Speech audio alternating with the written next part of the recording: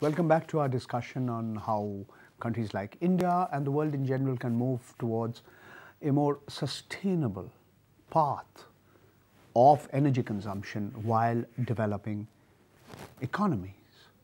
With me here in the studio, I have Prabir Ghosh. He's President, CEO and Ambassador of Invest. Prabir Ghosh is a person of Indian origin, has been based in the US for a long time, and is now very, very keen on promoting initiatives which ensure that we move towards a sustainable kind of energy path while developing. Prabir, in the first part of our discussion, we discussed the problem. Right. Let's talk a little bit about how do we move ahead. A lot of people believe that, if we don't pay a price now, then the price that we'll have to pay later, which would be far higher. Correct. I suppose that's in the context of climate change. Am I correct?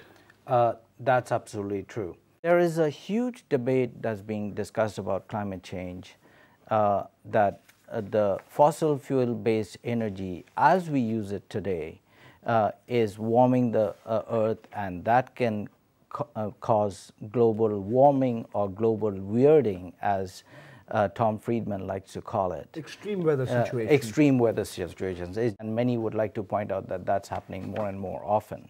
If we delay our transition, what we will find is the adaptation that we need to do is far, far more costlier, not only in terms of financial resources, but in terms of humankind. Okay. Some of the facts that I have with me argue that the amount of carbon dioxide being released into the atmosphere, which has gone up by 40% since the Industrial Revolution and is now at its highest level in the history of humankind. And it's largely on account of the burning of fossil fuels. The question is, who would be affected the most? The poor. It would be Bangladesh, it would be Mauritius, it would be Tuvalu, it would be small island states in the Pacific. And it would be us in India, where we have 800 million people who are actually living at $2 a day or less, which is, I would consider, the poor. They would be the first ones to get affected. Now the view is that the worst polluters have been the rich countries, the developed countries. And many argue they're responsible for about more than 2/3, close to 70% of all accumulated carbon dioxide in the air.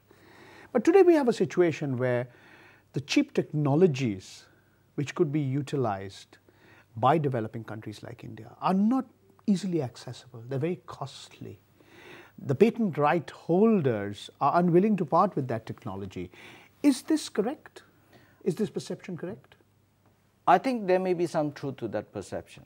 But I'd like to again bring an analogy to the table.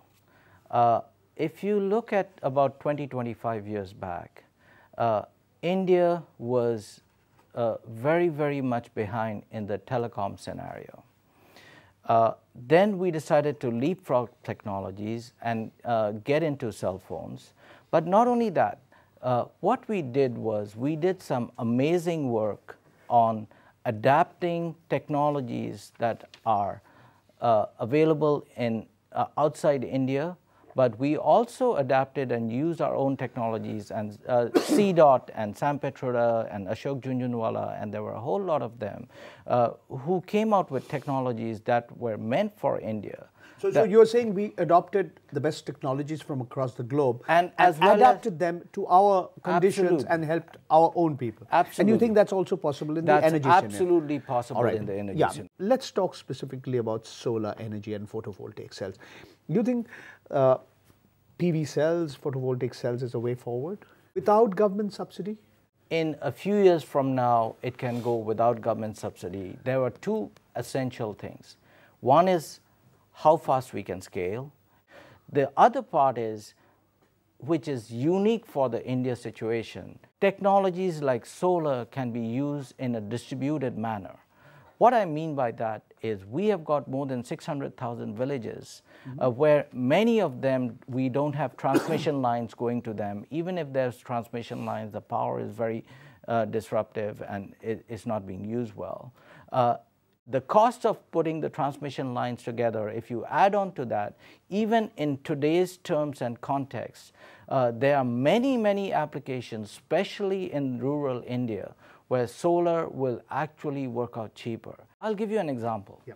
Today, we have got about 600,000 cell phone towers. Okay, these are most of the time being run by diesel generators, which just the running cost is about 11 to 12 rupees per kilowatt hour. Okay, 11 to 12 rupees per unit kilowatt hour. This is just the running cost. This does not include this is just the the fuel cost and the capital cost. Yeah, if you add on to that, this is just the fuel cost. Yes, if you add on to all those, it is about 23 to 25 rupees per kilowatt hour. Okay, whereas grid electricity is less than 1/4 that price. Grid electricity can be actually generated about anywhere from 3 to 6 rupees. Yes, 3, 4, 5 rupees. Yes. Yes, absolutely. Imagine this situation. There are already many companies who are actually starting to put solar and biogas and other alternative technologies to replace these diesel-fired generators that are fueling these cell phone towers. Each of these cell phone towers need about 10 kilowatts. If we can now say, let's put up another 5 kilowatts and make it a 15 kilowatt and start supplying to the neighboring villages within 1 kilometer So it's not only provides electricity to the cell phone, it already, the villages in that neighborhood also get the benefit. So there is a very subtle difference I'm talking about. The difference is a programmatic, systematic, structured thinking. Instead of just looking at a solution within the box, step a little bit outside the box and see how we can resolve it. It's very important because India has tried many community-based, whether it's renewable energy or many systems they have done, but they have not been successful because ownership has been a critical issue. In the case of cell phone towers, somebody like an industry has to run it 24/7. So you already have a party who is going to take care of that. And that party actually gets more money by now putting on 5 more kilowatts and start supplying to the villages. Villages would be happy to pay anywhere between 8 to 10 rupees a kilowatt hour because it's cheaper than the options they have today. Okay. You know, Prabir, so you do believe that a big advantage of a country like India is that it's not an either-or situation, am I right? It's an absolute. So you're talking that we can continue to use fossil fuels while generating energy and simultaneously move towards a direction where we start using more and more of renewable sources of energy, correct? Absolutely. Let me just do one quick diagram, okay, if I may show you yes, that, please, yes. to kind of illustrate what, because that's a very, very important point. 5 billion kilowatt hours, each of them. Today's energy is supplied by fossil fuels, which is essentially coal, a little bit of oil, and a little bit of gas.